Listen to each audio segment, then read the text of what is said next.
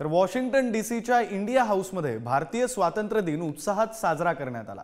विनय क्वात्रा यांच्या हस्ते ध्वजारोहण करण्यात आलं आणि त्यानंतर राष्ट्रपती द्रौपदी मुर्मू यांचं भाषण दाखवण्यात आलं। या सोहळ्याला अमेरिकेत राहत असलेले भारतीय कुटुंबासह पारंपरिक वेशभूषेत आले होते। तर राष्ट्रगीतानंतर भारत माता की जय, वंदे मातरम या घोषणांचा जयघोष करण्यात आला।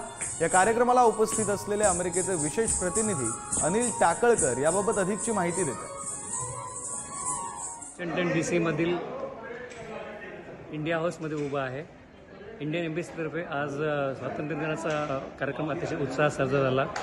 येथे राहणारे जे भारतीय आहेत ते इथे मोठ्या संख्येने उपस्थित होते। उत्सवी वातावरण असल्यामुळे सगळे सणासुदीसारखा पोशाख करून आलेले होते।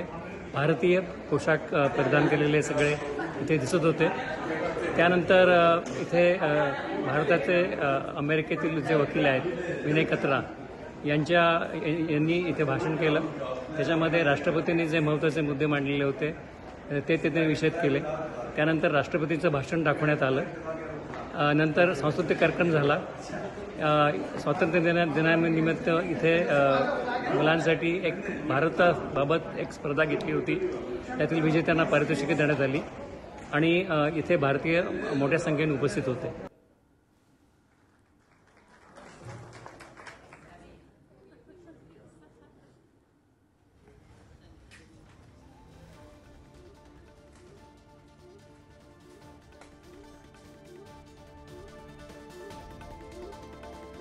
Bum bum